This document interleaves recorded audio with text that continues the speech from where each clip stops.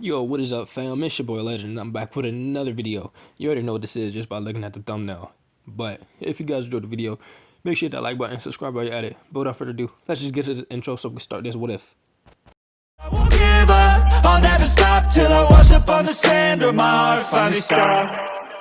I will be the best, headed out for change, I just started on my quest. Yeah, the world will know my name, I'm excited, I'm obsessed. No one in my way but myself and a test. Yeah, I will be the best, yeah, I will be the best. Life is just a game, I'll be playing till I rest. I'll be there to claim my own spot among the best. Keep within my mind, I'll put all my fear to rest. Cause I will be the best, yeah, I will be the best. Dawn broke over the green trees of Konoha, flooding the room of three quietly sleeping genin. Well, two quiet genin. Finally! Cried Naruto. It's about time. Oof! He was cut off by a pillow to the face. Shut up! Yelled Zaiku from under his remaining pillow. Gaara simply groaned and opened his eyes. First thing I'm doing is getting my own apartment. Naruto pouted. You guys whine too much. Both boys turned, disbelieving looks on him. What? An hour later, all three were heading to the room for the first exam. Upon entering the building, all three teens noticed a green-clad genin standing in the hallway and fixing them with an intense gaze. I, Rock Lee, challenge you, Akasan, he cried suddenly. Naruto sighed and looked to his teammates, who only shrugged. We don't have time for this, stated Gaara. Sorry, he stated, but then noticed Team 7 enter the hallway. Why don't you fight the Uchiha? He has enough ego and pride for all of us. With that, they left, an over-exuberant Lee to harass Sasuke. Zaiku broke the silence. They had fell into their walk. We'll have to decide what to do about him. Kill him? Questioned Gaara. Please, begged Shukaku. Naruto shook his head. We'll leave him to his own devices. Kyuubi chuckled darkly. How very cruel of you, kid. Killing him flat out would be more merciful. We could stop a large amount of anguish by killing him, stated Zaiku. Everyone deserves a second chance, Naruto responded. Too many things in this place are different, and besides, at this point Sakura-chan still loves him. Killing him would cause her to hate you for a lifetime. The white-haired teen sighed. So, I need to wait till he breaks her heart, her dreams, and her self-esteem. When he received no response, he narrowed his eyes. Fine. Entering the first exam room, all eyes were on them, sizing them up, and trying to see their home village. After a moment, everyone turned to their original positions. Wow. I was waiting for you to yell something completely idiotic to piss everyone off, whispered Zaiku. Naruto only shrugged. I see. Kabuto is digging his fangs in already. I also see the sound team about to pounce on him. We'll have to decide to do with that maggot as well, stated Gaara. As if on cue, the sound engine charged and dropped Kabuto. After some muttering, he looked around and noticed that the rookie 9 were mingling quite well with the Suna team. I've noticed that Konoha is on friendly terms with Suna. Naruto nodded. Definitely a lot less strained. Something caught his eye. Ayo. Look. He pointed to something. No, someone. Zaiku followed his finger and went wide-eyed. A snow country forehead protector. He paused. I'll be right back. He walked over to one of the three snow shinobi and tapped him on the shoulder. I have a question for you, he stated. The female of the group chimed in. And that would be... I was under the impression that Count Dosu integrated Hyoka into the military, he replied. The genin that he had originally addressed answered. Dosu? He's been dead for almost 3 years, killed by a group of Leaf Shinobi when they returned our daimyo. Okay, but wasn't Hyoka integrated before that? Thought Zaiku. It seems, little one, that politics in this world are drastically different in Snow Country, replied Shiva. Yeah. After that, she allowed the shinobi to return to the village, added the third man. Who is the Hyoka Kage, if I may ask? Pressed the team. All three snow shinobi grimaced. Well, after his fight with the Sharingan no Kakashi, he was put on trial, replied the female. After quite a long debate, our lord reinstated him into Hyokager. She said he only was doing what he was assigned to do and granted him mercy. Taking on the scowl, she finished. The fool on the Shinobi Council saw his abilities to destroy a country former ruler as an amazing feat instead of an act of traitorous fool and voted him as the Hyoka Kage. His name started the taller of the three. He was cut off by Zaiku. Roga Nader. He growled. Arigato. He nodded and headed back to Gaara and Naruto. Well, questioned Naruto. It seems, replied Zaiku, that the copy ninja failed to finish the job yet again. He turned to his companions. Roga is the Hyoka Kage there. Naruto went wide-eyed. Then that means... I'm well aware of the implications, yelled Zaiku, turning his head. After his outburst, he noticed the three snow shinobi glancing at him, although it doesn't sound like they're too fond of him. Attention, please, came a loud voice from the front of the room. Please follow Kakashi-san to the first examination room. In the poof, Kakashi appeared holding his signature book and gestured for everyone to follow him. Without a thought, several teams were up and out of the door. Oh, this is a joke, right? Questioned Naruto. What kind of idiot just follows an unknown shinobi out of a room to an undisclosed location? Apparently, came a jovial voice behind him. Those idiots. Others, including the Rookie 9, Team Guy, and Team Suna, followed Team Oni's example and stayed put. Kakashi glanced around, especially pleased that none of the Leaf Shinobi fell for the obvious trap. Very good. Always be suspicious of your surroundings in unknown territory. You all pass. With the wave, he was gone in another cloud of smoke. Immediately after his departure, the door opened to reveal one Momochi Zabuza and Anko Mitarashi. "We!" exclaimed Anko as she draped an arm over Zabuza. "Are your two next examiners. I'm Mitarashi Anko, and this is Momochi Zabuza," growled the Miss Genny. "We'd heard you're defected to the Leaf Village, but we didn't think you'd go so soft, bastard traitor." Before Zabuza could respond, a cold voice came from the back of the room. "That is our sensei," stated Zaiku, his eyes beginning to glow. "If you ever disrespect him," added Gaara, crossing his arms. Then Naruto took a manic gleam in his eyes, and he held up a clawed hand as his other gripped the executioner's blade. "We'll rip your heads off," he finished as his eyes flashed red. Everyone was speechless. For the Leaf Nins, it was the most anyone has ever heard from them. For everyone else, it was a shock to their system that three Leaf Shinobi seemed to have no problem tearing them apart. Anko cocked an eyebrow at Zabuza. "Cute kid, Zabuza-kun." Zabuza rolled his eyes. "Sometimes they scare the crap out of me too." Then he turned to the remaining Genin. "All right, we will take you all to the next examination area. No, this is not another test." Turning to the door, he looked over his shoulder. "Please follow us." 15 minutes later, the Genin were all gathered at the gate to a very large forest. "This," exclaimed Anko, "is the forest of death. Now, if you'll please take a form and fill it out.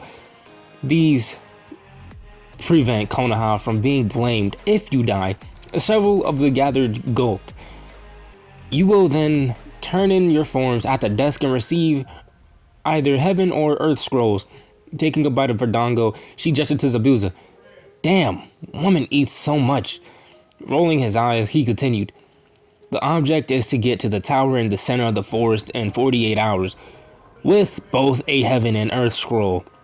Turning his eyes to his team, he grinned. "Get the opposite scroll any way you see fit." Sakura raised her hand. What if something happens and we need to exit the forest in an emergency? Uncle choked down another bite and chimed in. Just open the scroll. She stated simply, it'll take you back to your numbered gate, but you will be failed immediately.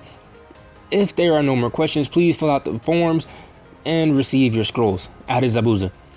The rookie 9 team guy, along with the Suna team, were conserving. Seeing this, Naruto grinned. Let's go mingle. Zaiku cocked an eyebrow. What? You know, make friends, replied the blonde mockingly. Why? Questioned Gaara. Naruto shrugged. We're going to need them if and when the time comes. They need to at least know we have no ill will. One conversation isn't going to do that, retorted Zaiku. Seeing Naruto already walking over, he sighed. Wait up. Exactly. I don't think, crap. Kiba cut himself off when he noticed the 3 members of Team Oni coming towards him. Wondering why the normally loudmouth dog boy went quiet, everyone frowned, followed his gaze, and then gulped. Clearing her throat, Sakura stood up straight. Hi. Hello, said Naruto, grinning under his mask. You guys ready? Zaiku noticed that everyone wasn't really sure how to respond. We're not coming after you, he stated. There are enough teams here without attacking people from our own village. Gaara cocked an eyebrow at their continued skepticism. We can engage you if you'd prefer, though. Why wouldn't you? Sure, you're Leaf Shinobi, but you've only just arrived, questioned Shikamaru. You have no loyalties. Naruto sighed and pulled out 5 tags. Here, he handed one to Shikamaru, Hinata, Sakura, Neji, and Temari. What do we do with this? Questioned Sakura. If a situation gets out of hand, spread a little of your blood across the seal, replied Zaiku. We'll come help. Neji cocked an eyebrow. How do we know this is not a trap? You don't, deadpanned Gaara. We've already said it. We're all on the same team. You can choose whether to trust us or not. Nodding, the 5 teams looked at the tags. I guess we should turn in our forms, stated Temari. Without a word, Team Oni turned and headed towards the table. I don't trust them, said Sasuke. They are underestimating us, like we're childish that need to be coddled. Hinata scrunched up her face. I don't think they're here to hurt us. Then she looked at her tag and activated her bloodline limit. I don't see anything wrong with them.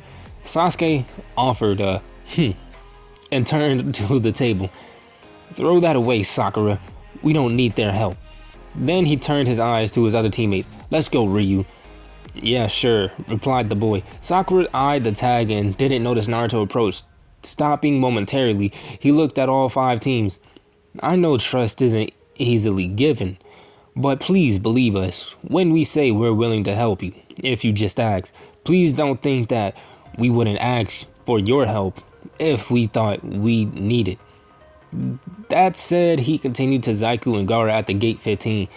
Pondering for a moment, Sakura placed the tag in her pocket.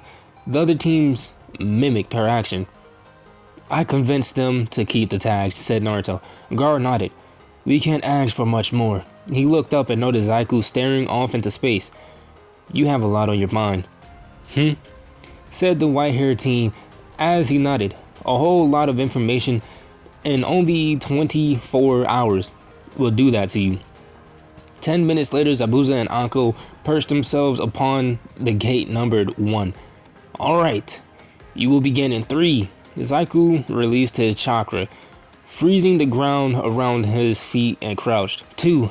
Gaara's hand began to swirl as his eyes closed. 1. Naruto released a pulse of chakra, causing his pupils to become slitted and mimic Zaiku, crouching. Hajime. All 3 boys vanished in the blink of an eye, uprooting the ground slightly and leaving the rest of the gaining teams in stunned revere at the power that just came from Team Oni. Holy, started Kiba. Shit, finished Kankuro. You've got that tag, right, Shika? Questioned the gaping Ino. Yeah, he stammered. I said Hajime, yelled Anko, breaking all the teams out of their stunned states. Then she rounded on Zabuza. And you. She exclaimed with a grin. "Want to buy me a drink?" Zabuza cocked an eyebrow. Sure. Naruto, Gaara, and Zaiku were moving through the forest, soundlessly. "Which team?" questioned Gaara, as his eye of sand scanned the area ahead of them. "Which one we find first? That isn't Leaf," replied Naruto nonchalantly. Half an hour later, Gaara signaled for them to stop and gestured to the north. "It's that mist team from earlier." "That's perfect," replied Zaiku. Without another word, the three split off and surrounded the mist team in a triangle formation. Silence washed over the mist gaining as they scanned the area for potential targets. Seeing nothing, they were preparing to move out when one signaled to hold. "I saw something." A cold chill ran down his spine. "You saw what?" "We wanted you to see," stated Gaara. Immediately, he sent his sand forward and called out, "Desert Coffin." "Where is your scroll?" he questioned as his sand tightened. "I have it," said another as he tossed out a water bottle and began sealing. Water style, Water Dragon Blast Jutsu." That is a ugly fucking jutsu name, I'm not gonna lie. He smiled a grim satisfaction as the water dragon closed in on Gaara. "Pathetic," said another voice as Zaiku appeared in front of his companion and finished his own set of seals. "Ice Release, Piercing Dragon Technique." The ice dragon charged the blast of water, causing it to freeze on impact, and continued through the genin that had originally launched it, violently slamming into the mist nin and sending him into trees as well as unconsciousness. Seeing an opening, the final mist genin charged. "He lied!"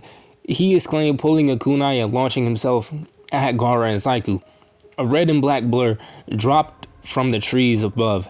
Reaching to his back, Naruto released the clasp holding his blade and stepped into a stance, holding a weapon like a baseball bat. Before the ninja could stop himself, the blonde had slapped an explosive tag onto the tip of his blade and was mid-swing. On contact, the tag went off. It didn't budge Naruto nor scar the blade. It did, however, manage to send the attacking nin through two trees. "I hate liars," stated Naruto, grinning. Reaching down, he searched the unconscious genin. "Got it," he exclaimed. Zaiku stepped up beside him. "Well, now what?" he questioned. Gaara shrugged and disappeared in a swirl of sand, reappearing behind the still conscious and captured nin. With a quick knife hand to the back of the neck, the redhead incapacitated the mist shinobi. Naruto began to feel a familiar chakra signature pulling out of his tag. List, he went wide-eyed. "It's Team 7's tag." It's happening then?" questioned Gaara. "What are we waiting for?" yelled Zaiku. Gaara, Naruto all nodded as all three vanished. On the other side of the forest, Sakura was cradling the head of an unconscious Sasuke and sitting next to a blood-soaked Ryu. "Please help," she whispered as her blood ran down the tag. But I'm going to end it off right here, guys. If you guys enjoyed the video, make sure to hit that like button, subscribe while you're at it. And without further ado, I will see you guys in the next one. Peace.